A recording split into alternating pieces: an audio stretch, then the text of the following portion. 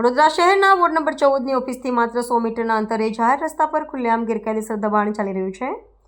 જાહેર માર્ગ પર ફોર વ્હીલર એસેસરીઝ અને લાઇનિંગનો ધંધો રસ્તો સંપૂર્ણ રીતે રોકીને કરવામાં આવી રહ્યો છે।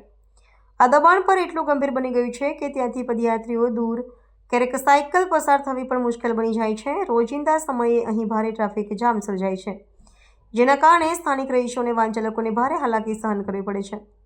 ચોંકાવનારી વાત એ છે કે મ્યુનિસિપલ વોર્ડ ઓફિસની નજીક હોવા છતાં કોઈ કાર્યવાહી થતી દેખાતી નથી, જેથી તંત્રની કામગીરી પર પણ સવાલો ઊભા થઈ રહ્યા છે। સ્થાનિક નાગરિકો દ્વારા તાત્કાલિક દબાણ દૂર કરી જાહેર માર્ગ ખુલ્લો કરવા માંગ ઉઠી રહી છે। વડોદરા શહેરની અંદર આવેલ વોર્ડ નંબર 14 અને વોર્ડ નંબર 14ની ઓફિસના માત્ર 100 મીટરના અંતરે જે ફોર વ્હીલર એસેસરીઝ અને લાઇનિંગના ધંધા જે વ્યક્તિઓ કરે છે તેમના દ્વારા સંપૂર્ણ રસ્તો રોકીને ત્યાં આગળ એ ધંધો કરવામાં આવે છે। તેનાથી વડોદરા શહેરમાં જે અવરજવર કરતા વાહનો અને રાહદારીઓ છે તેમને ખૂબ જ હાલાકીનો સામનો કરવો પડે છે। ત્યાંની પરિસ્થિતિ એવી છે કે સાયકલ લઈને જવું હોય ને તો પણ મતલબ કે વિચાર કરવો પડે છે। તેના લીધે ટ્રાફિકની સમસ્યા ખૂબ જ વધી રહી છે।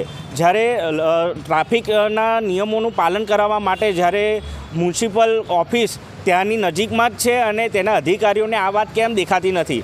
જ્યારે કોઈક લારી ગલ્લાવાળા એમનો પોતાનો ધંધો કરવા માટે કોઈ જગ્યા પર ઊભા હોય છે તો તેમને તાત્કાલિક ધોરણે એ લોકો લારી જપ્ત કરીને એમના પર કડકમાં કડક કાર્યવાહી કરે છે। તો આવા જે ધંધો કરે છે ફોર વ્હીલર એસેસરીઝ અને લાઇનિંગના દુકાનદારો જે સંપૂર્ણપણે રસ્તો રોકીને ખુલ્લે આમ આવી રીતના દબાણ કરીને એ લોકો ધંધો કરે છે અને ટ્રાફિકને વધારે એ લોકો કરે છે, તો આવા પર અધિકારીઓની કેમ રહેમ નજર હેઠળ આ ધંધા ચાલે છે? અધિકારીઓ આવા લોકોને ક્યારે સજા આપશે?